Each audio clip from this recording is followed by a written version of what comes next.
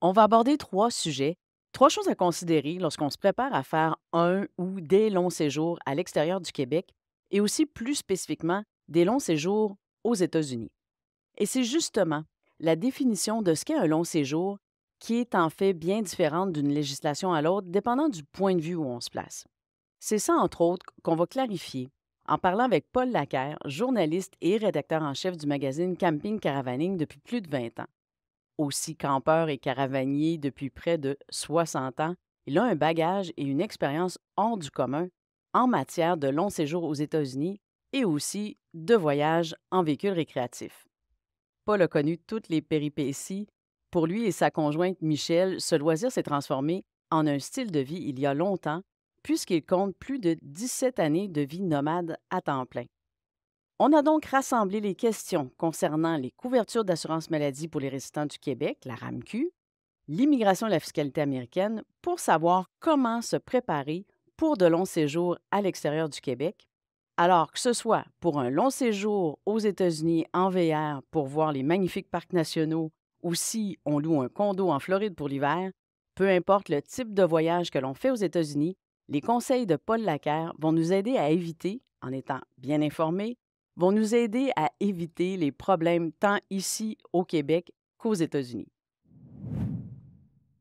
Alors, Paul, j'aimerais bien qu'on aborde en premier le sujet de la couverture d'assurance maladie de la Régie de l'assurance maladie du Québec, la RAMQ, qu'on a en tant que résident du Québec. Alors, du point de vue de la RAMQ, c'est quoi un long séjour? Un long séjour, il faut d'abord savoir que la RAMQ nous oblige à avoir 183 jours de présence sur le territoire québécois par année civile, donc du 1er janvier au 31 décembre. Ça, c'est la norme. Il y a quelques exceptions. Par exemple, là, des séjours inférieurs à 21 jours ou moins ne sont pas comptabilisés. Donc, je peux partir 10 fois dans l'année, 21 jours, je reviens au Québec et mon 183 jours de présence n'est pas affecté. Ça veut dire, par contre, que faut compter tous les jours passés pendant une même année civile en dehors du Québec, donc ailleurs au Canada, ça peut être en Asie, en Europe, peu importe, il faut calculer tous ces jours-là de présence ou Oui, d'absence plutôt. ben oui, les journées d'absence, il faut les compter, sauf si elles sont inscrites dans un séjour inférieur à 21 jours. Donc, OK. si je m'en vais 3 mois aux États-Unis l'hiver, ben ces 3 mois-là font partie de mes jours hors Québec. Et si je pars 2 semaines, il compte pas. Ben 2 semaines, ils comptent pas parce que c'est à l'intérieur du 21 jours. Parfait.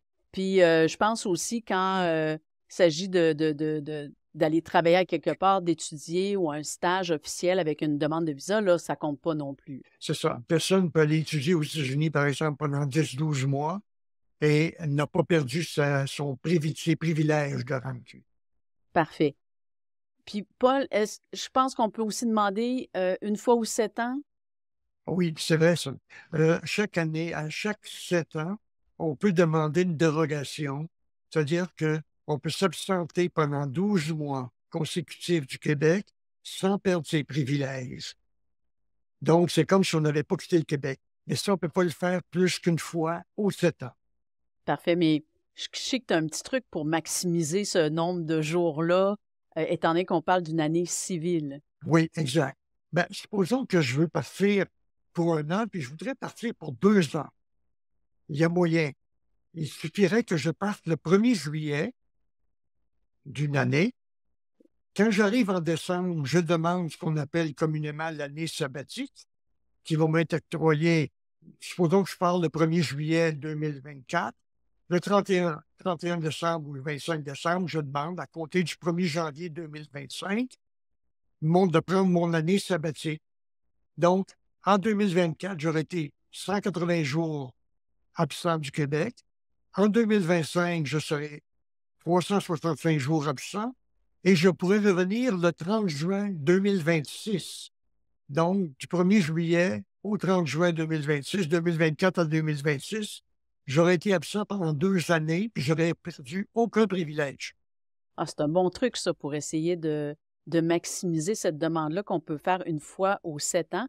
Puis évidemment, on peut trouver comment faire la demande, sur le site Internet, le site web de la RAMQ. Oui. Maintenant, du côté des États-Unis, du point de vue de la migration américaine, est-ce que je vais pouvoir profiter de mon année septennale comme ça, d'avoir mes 2 ans que me permet la RAMQ à l'extérieur du Québec? Est-ce que je vais pouvoir passer tout ce temps-là aux États-Unis?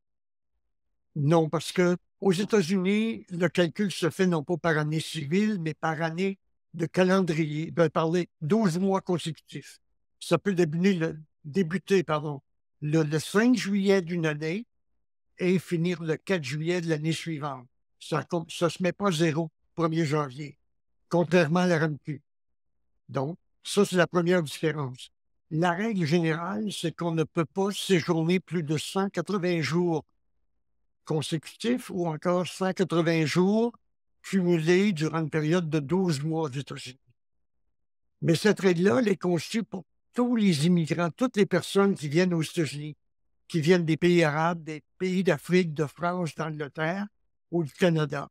Cependant, les douaniers sont beaucoup plus tolérants envers les Canadiens parce qu'on est considéré comme un pays ami puis un voisin proche. Donc, on peut dépasser ce séjour de 180 jours, mais c'est l'officier qu'on va rencontrer à la douane qui va nous dire si il autorise notre séjour. OK, donc ce que tu me dis, en fin de compte, Paul, si je comprends bien, c'est que officiellement, en tant que Canadien, j'ai le droit de passer 180 jours sur une période des 12 derniers mois aux États-Unis. Exact. Puis là, contrairement à la RAMQ, on ne parle pas d'année civile, on parle des 12 derniers mois et les séjours de 21 jours comptent aux Oui, États-Unis, oui. contrairement à la RAMQ. Et si on veut savoir combien de journées dans les 12 derniers mois, peux-tu nous éclairer un petit peu là-dessus, là? Ben, moi le truc que je donne, on a un passeport quand on va aux États-Unis. Alors, la journée où on met le pied aux États-Unis pour la première fois, dans une période de 12 mois, on se met un petit post-it, puis on écrit la date. Puis on écrit la date où on revient. Puis à chaque aller-retour, on l'écrit. Puis au bout de l'année, on fait le cumul. Au bout de 12 mois. Et là, on sait si on est à l'intérieur ou si on dépasse notre quota. Parce qu'en fin de compte, la journée que je passe à la douane compte, puis ma Oui. journée de sortie aussi compte. Donc, si même c'est des journées, des fractions de journée, que je passe seulement qu'1 heure ou, Mais ou même une 5 minute. minutes, 1 minute, ça compte quand même pour une journée. Oui. Donc, Chaque fois qu'on met le pied pendant 1 minute aux États-Unis compte pour une journée de présence. Alors, il faut faire attention à ça aussi. Ça dépend si je comprends bien, tu me dis que ça dépend sur quel douanier je vais passer. Si je suis canadienne, il y a des chances qu'il soit un petit peu plus lousse, qui me permettent d'être là un petit peu plus longtemps. Par contre, si je tombe sur quelqu'un que cette journée-là, il décide que c'est la loi qui s'applique carrément, Oui. donc Mais j'ai droit à mes 180 jours, incluant les fractions de journée. oui. L'année dernière, moi, j'ai défoncé ce quota de 180 jours. Je voulais voir ce qui allait se passer. Et c'était peut-être la fois que ça m'a pris le moins de temps à traverser la frontière. Alors, le douanier vous va poser des questions, comme par exemple, d'abord, il va voir notre historique sur l'ordinateur. Est-ce qu'on fait de fréquents séjours aux États-Unis? Un immigrant ou un migrant va faire une entrée aux États-Unis, puis il veut rester là. Nous, il voit qu'on y va, puis on revient. Donc, déjà, ça nous donne bonne bouche, si je peux dire, par rapport aux douaniers. Il peut s'enquérir si on a des propriétés, un employeur, ou de la famille, ou des relations bancaires au Canada. Puis à ce moment-là, quand on répond oui, bien, ça veut dire qu'on n'a pas l'intention d'aller se cacher aux États-Unis, on revient à la maison. Donc, OK. on est moins menaçant. C'est toujours une question de sécurité dans leur esprit. Ils Oui, je sont comprends. obsédés par la sécurité. S'il sent que tu as vraiment l'intention de revenir au Québec parce que tu es installé au Québec, puis tu habites au Québec, puis c'est juste en voyage que tu vas, il va être plus ou moins souple, là, dépendant de la situation. Dans Ça, mon je cas comprends. pardon. Dans mon cas Oui. personnel, il voit très bien qu'à chaque automne, je suis les outardes, puis à chaque printemps, je les suis encore, puis je reviens au Québec. Bon. Donc, si tu dépasses un peu ton quota, il n'y aura pas de problème. Il va te laisser re-rentrer aux États-Unis. même si tu as dépassé les 180 jours. Maintenant, c'est un peu différent du point de vue fisc américain, le fameux IRS. Oui, le ministère du Revenu. Comment il calcule son nombre de journées, lui, Oh le là là. fisc? Là, eux aussi, mais on revient avec la même norme que le RAMQ, c'est-à-dire que c'est par année fiscale. Donc, du 1er janvier au 31 décembre. L'année civile, OK. Oui, Comme la RAMQ. oui. OK. Donc, à ce moment-là, comme nous, au Québec, quand je vais faire le rapport d'impôt 2024, ben, je vais le faire en 2025, mais pour l'année 2024. Et lorsqu'on arrive aux États-Unis, ben, on n'a pas le droit à plus de 180 jours. Donc, si durant une année, je dépasse 180 jours, au fin de l'impôt, on pourrait me demander de produire une déclaration de revenus. C'est à peu près certain que je n'aurai pas de revenus à afficher gagnés aux États-Unis, donc je n'aurai pas d'impôt à payer. Mais c'est emmerdant un peu là, que de faire un rapport d'impôt dans un pays où on ne va pas travailler. Et le ministère du Revenu va calculer les jours de présence sur 3 ans. Donc, on est en 2024. En 2023, chaque année, parce que c'est la dernière année fiscale, on comptait pour une journée, un jour. L'année précédente, c'est une journée, un tiers de jour. Et l'autre année, OK. c'est un sixième pour une journée. Donc, à ce moment-là, c'est le total des trois qui ne doit pas excéder 180. Pour faire une histoire courte là-dessus, si une personne va aux États-Unis régulièrement à chaque année, si elle dépasse 120 jours à chaque année, ben le total va lui donner 180. Et à ce OK. moment-là, elle devrait remplir un formulaire qu'on appelle le 8840, qui est disponible en ligne. On le remplit, on l'envoie avant le 15 juin. Par exemple, pour 2024, il fallait que je l'envoie avant le 15 juin 2025. Et à ce moment-là, on est à l'abri de... On démontre qu'on est régulier et qu'on ne va pas travailler aux États-Unis.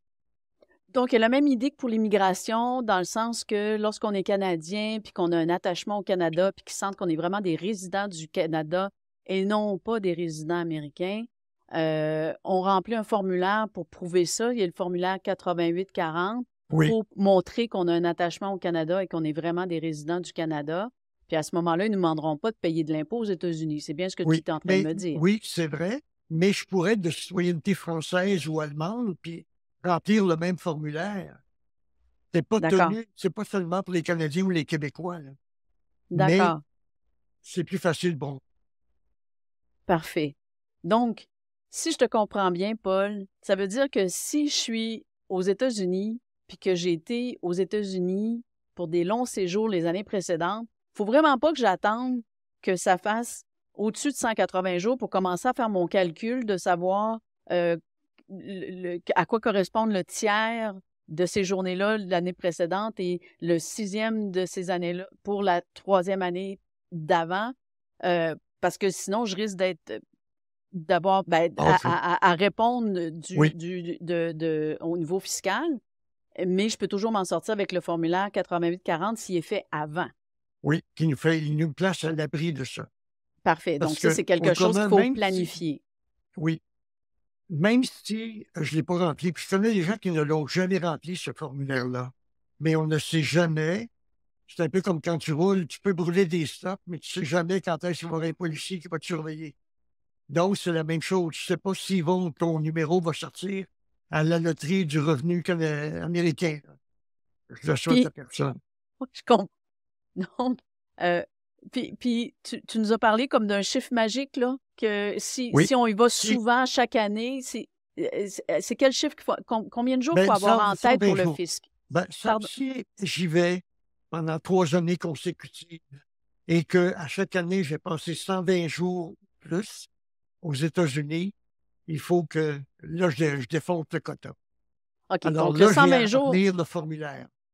donc mon 120 jours, c'est mon chiffre magique qui me Oui, permet de dire si je dépasse ça, il faut que je commence à réfléchir là, à passer à oui. l'action puis Mais si j'y à vais remplir. seulement sur une année, c'est pas 120, c'est 180. Je te comprends bien, Paul. Paul, je tiens vraiment à te remercier pour toutes ces informations. Tout est tellement maintenant plus clair. Ça m'a fait plaisir, surtout si ça peut aider les gens. Bon, ben parfait. Mais écoute, on va se revoir bientôt. Paul, on aurait prévu ensemble de faire une rencontre Planning Motion. Pendant cette rencontre en ligne à laquelle tout le monde peut participer, on va répondre aux questions qu'on a reçues par rapport au long séjour aux États-Unis et les participants, ils vont être aussi invités à te poser leurs questions directement pendant la rencontre. Je vais être là, tu peux être certaine. Ah ben super, merci beaucoup Paul, à bientôt. Au revoir. Je vais te dire comment t'inscrire à la rencontre, mais avant, je voulais juste mentionner qu'on a préparé un document PDF, un pense-bête, qui contient les références, les sites web qu'on a mentionnés pendant l'entrevue et aussi d'autres informations en bonus comme le site officiel du gouvernement américain où on peut obtenir, avec notre numéro de passeport, l'historique de nos entrées et sorties des États-Unis. Le lien pour obtenir ce PDF est dans la description. Et c'est aussi dans la description que tu trouveras le lien pour t'inscrire pour participer à la rencontre avec Paul Laquer. Tu peux aussi utiliser le code QR qui s'affiche en ce moment. Il t'amènera directement à la page d'inscription. Et si cette rencontre a déjà eu lieu, tu peux aller la regarder dès maintenant. On aura remplacé le lien d'inscription par le lien de l'enregistrement de la rencontre Planning Motion sur les longs séjours aux États-Unis. Une dernière chose avant de terminer. En tant que rédacteur en chef du magazine Camping Caravaning, Paul Laquer est bien placé pour voir venir les tendances lourdes, ce magazine étant sans contredit la référence pour se tenir au courant des tendances et des nouveautés dans le domaine. L'une de ces tendances qui va impacter définitivement notre façon de se déplacer est l'électrification des moyens de transport. Alors, Paul démarre un tout nouveau projet qu'il a appelé Camping 2.0, qui se veut être d'abord un laboratoire mobile puisque Paul et Michel voyagent maintenant avec une roulotte Alto remorquée par une voiture de type VUS entièrement électrique. Il a aussi mis en place le site web camping2.0.ca pour informer sur le caravaning en mode électrique, vulgariser des concepts à partir de faits et de données vérifiées, comme il sait si bien le faire. Le site web Camping 2.0 s'imposera assurément comme la référence en matière de remorquage récréatif électrique. Au plaisir de continuer la discussion avec Paul et de se voir à la prochaine rencontre Planning Motion.